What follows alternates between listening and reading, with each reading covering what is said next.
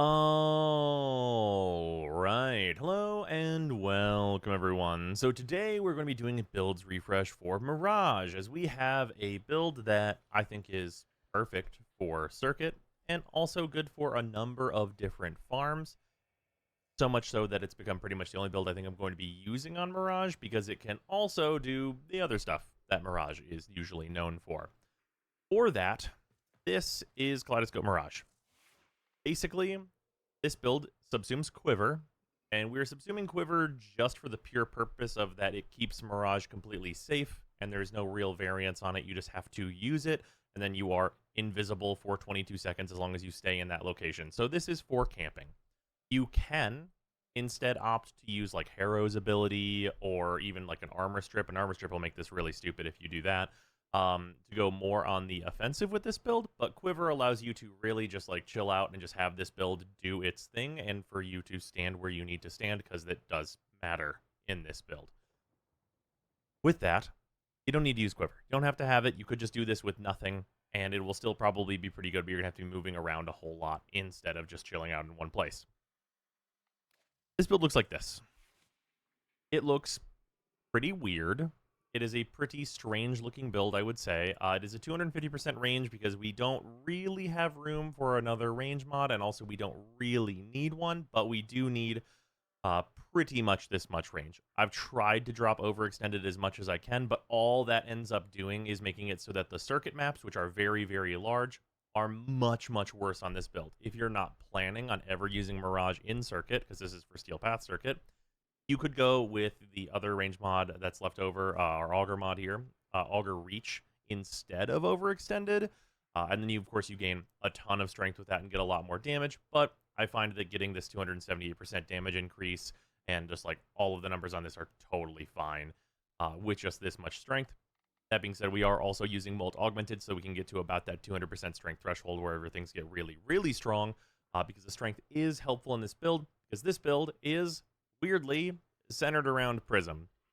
So this build means to just use Prism and the way that it gains damage over time to hit everything in an exceedingly large radius, because the more enemies it is hitting, the faster the damage is going to scale, and if you are standing in light, it scales even faster, which is why we need to stay in place with Quiver.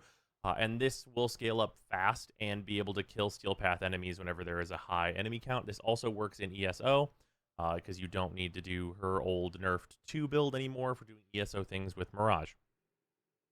There are a few quirks to this.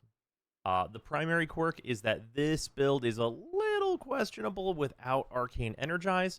You can really easily patch that up in a number of different ways. You can choose to run Fleeting, which is meaning that your 4 is going to last less time, but be pretty easy to maintain with 160% efficiency. So you can take that trade-off. The less time your 4 lasts means you get less of like the very high damage like portion of your 4, but it also means that you have to account for less time of it bouncing around, so there's also that.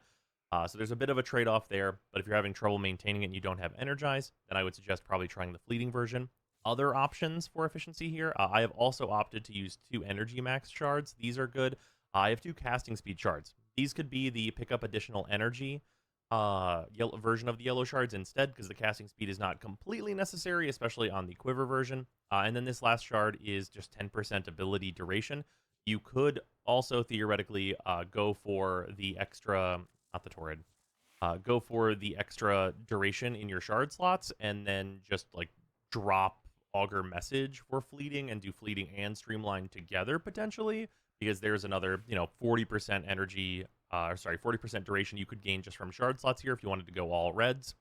Lots of little variations and stuff that you could do to whatever makes you comfortable, and they're all going to work pretty much the same, as long as you have you probably want to kind of minimum out trying to get 150% duration on this build. A thing that is worth noting is her 4 Augment. Her 4 Augment, which is Prism Guard. Prism follows above Mirage duration changed to 4 seconds. This is not worth it. It means that you don't have to think about where you're throwing her for at all, but the range being changed to 4 seconds is just insurmountable. We would need to be able to get to like 500% in order for it to be even comparable, because if we look at like the duration that we have now, we have a 22-second duration and we're only on 190% duration. So you are losing so much time and having to cast so much, and you're losing a mod slot whenever you try and use this just for it to be, you don't have to think about throwing your 4, which kind of just sucks. So would not suggest using this. It is worth noting that if you are doing something else that, like, doesn't require the range, like overextended, like if you're just doing a little bit of a change because you need her Eclipse for whatever reason or something, you could just drop overextended and probably pop in like Total Eclipse if you need allies to benefit or whatnot, or Hall of Malevolence even, and that'll be just fine in this build as like kind of an immediate switch into something that does a bit more damage and is less kind of gimmicky. Also, if you're on a smaller tile, if you lose this 190% range, gain 60% strength, you're still at a good range, so you can still throw your 4 in tighter tiles. I'm going to be showing this off with overextended because it does still work, and I think that's important to note because it is killing Steel Path enemies at this level of strength, and it is killing Steel Path enemies very, very well. Now, one of the main quirks here is if you look below me, you can see I have my FPS monitor on. I am locked at 60 right now, and I want to show the weird quirk with her 4. Her 4 looks like this. This is what her 4 looks like, and this works. This works. This is good. This is normal. This is what you're usually, like, going to expect on your newer consoles, on your Xbones and your fucking PS5s. It's going to be 60 FPS. That's what Warframe runs at on consoles as well. I'm going to lock myself to 60 for these tests so that it's pretty, even across all the stuff. But I do want to show what this looks like if you're not locked at 60. If you're just going to go a little unlimited, we're just going to go to like 500 FPS and just throw this thing. The spin of the ball is connected to frames per second.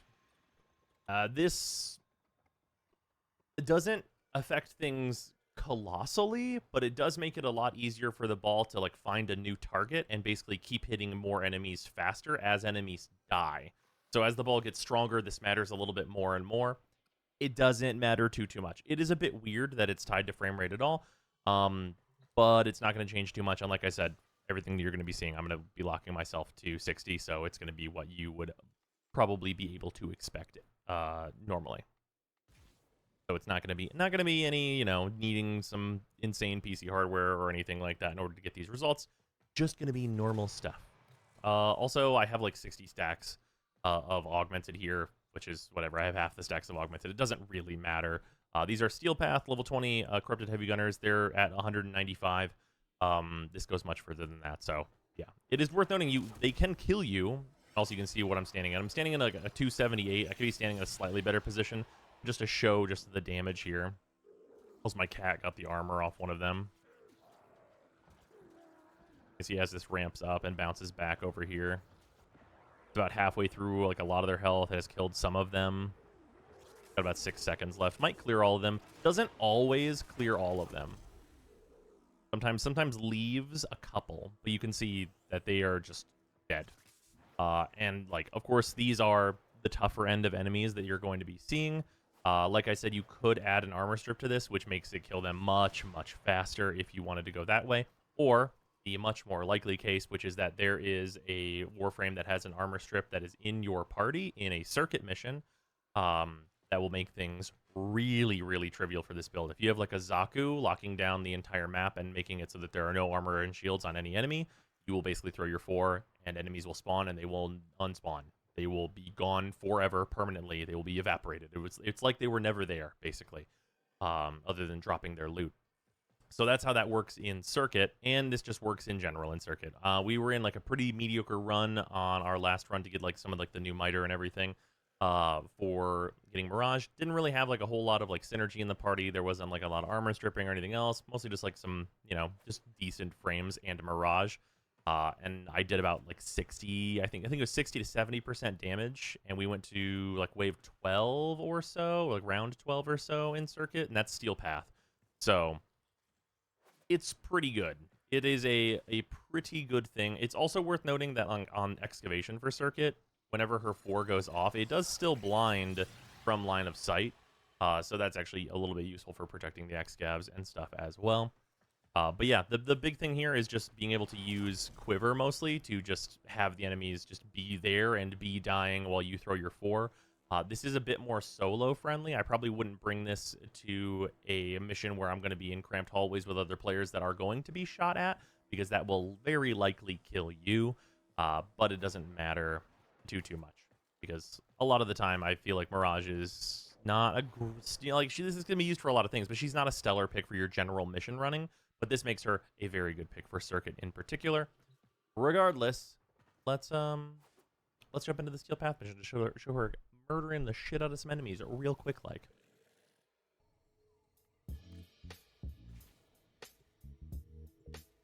All right, jumping in here.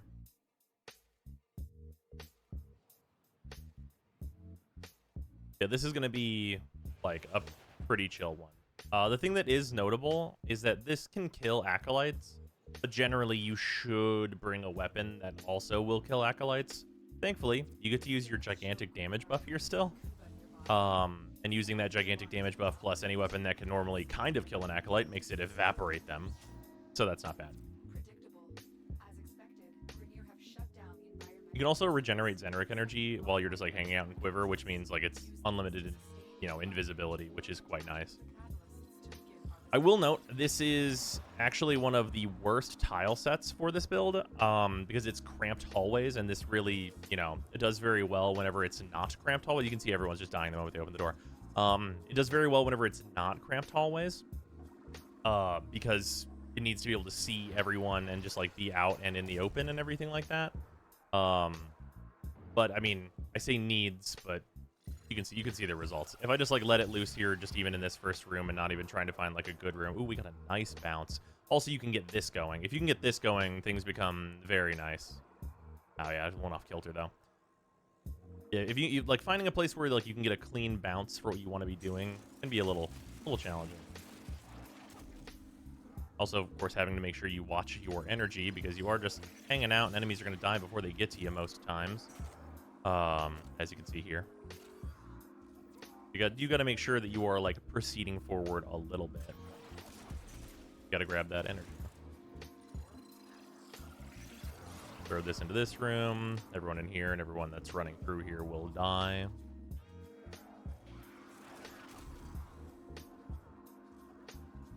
You can also hold to get like a noise arrow, but I don't think the noise arrow is like doesn't really do much here.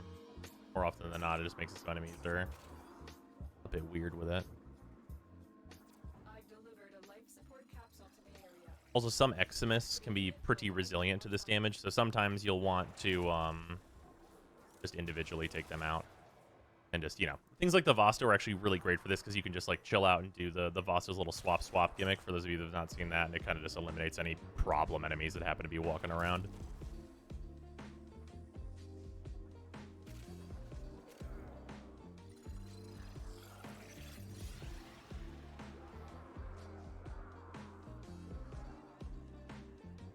As you can see, killing everyone in that way. It is very nice whenever you have like the good range on this. It does like look all the way down a hallway whenever it is there, and that's a nice benefit. Got some energy orbs here. Yeah, there we go.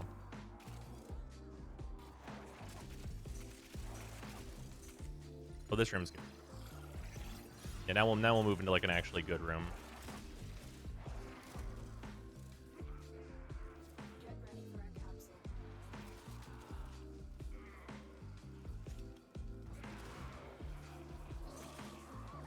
There you go. Although I'm not in a light. That is the one thing you want to make sure you're doing. Because if you're not in a light, the damage on this is going to gain really slowly. And you can actually check if you're in a light by using your 3. So I'm in 398 Eclipse now, as you can see up there, which means I'm in good light. Because that means I'm getting the damage bonus. Another life support capsule is now available.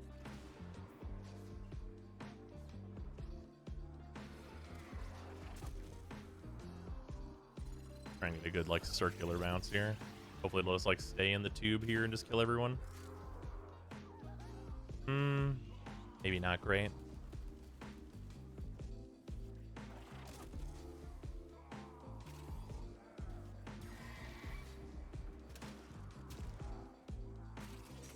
Yeah, and building up something like the Vasto like this is also really nice. For whenever the Acolyte's going to show up.